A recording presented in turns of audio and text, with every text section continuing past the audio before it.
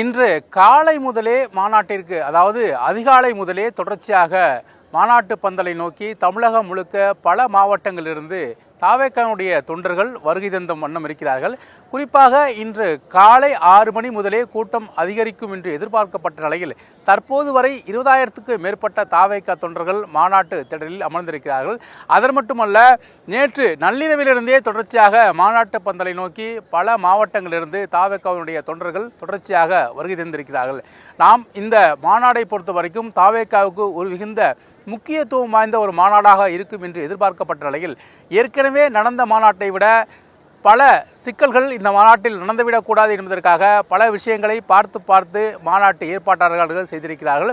அதுவும் கூட்டம் அதிகமாக கூடுவதற்கான வாய்ப்பு இருப்பதாக சொல்லப்படுகிறது. தொடர்ச்சியாக நேற்று நள்ளிரவு முதலே மாநாட்டுக்கு தொண்டர்கள் வருகை தந்த வண்ணம் இருக்கிறார்கள். அனைவருமே, அதாவது வாகனங்கள் மாநாட்டுக்கு பந்தல் அருகில் எங்கேயுமே அனுமதிக்கப்படவில்லை. அவர்கள் அனைவருமே ஏற்கனவே அனுமதிக்கப்பட்ட 200 ஏக்கரில் 2 இடங்கள் அனுமதிக்கப்பட்டிருக்கிறது. அங்கு வாகனங்களை நிறுத்திவிட்டு தான் தொடர்ச்சியாக உள்ளே வரக்கூடிய ஒரு சூழலை நாம் பார்த்து கொண்டிருக்கிறோம்.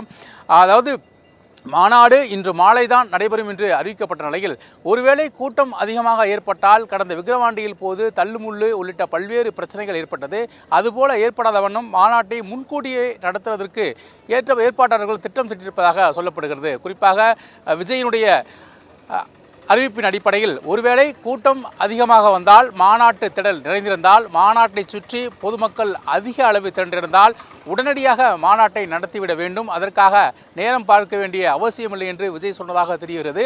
அதன் அடிப்படையிலே முன்கூட்டியே இந்த மாநாடை நடத்துவதற்காகவும் திட்டம் தீட்டிருக்கலாம். குறிப்பாக ஒவ்வொரு மாநாடு என்றால் காலை முதல் இரவு வரை தொடர்ச்சியாக நடைபெறும் நிலையில் இந்த மாநாடை பொறுத்த வரைக்கும், அதாவது திறந்தவெளி மாநாடாக நடைபெறுகிறது. முழுமையாக மேலே மேற்கூரை இல்லாமல் திறந்தவெளி மாநாடாக நடைபெறக்கூடிய இந்த மாநாட்டை பொறுத்த வரைக்கும் தொடர்ச்சியாக தொண்டர்கள் அதிக அளவு வருகிறார்கள். குறிப்பாக இந்த இடத்தை பொறுத்த வரைக்கும் மதுரை புறநகர் பகுதியில் அதிக அளவு வெயில், நேற்று கூட 100 டிகிரி செல்சியஸுக்கு அதிகமாக மழை, 100 டிகிரி செல்சியஸுக்கு அதிகமாக வெயில் இருந்த சூழலில் தற்போதும் இன்றைய நிலையும் கூட தற்போதே வெயில் வர துவங்கி இருக்கிறது. எனவே இந்த மாநாட்டை முன்கூட்டியே நடத்த அவர்கள் திட்டம் தீட்டிருக்கலாம் என்று தெரிகிறது.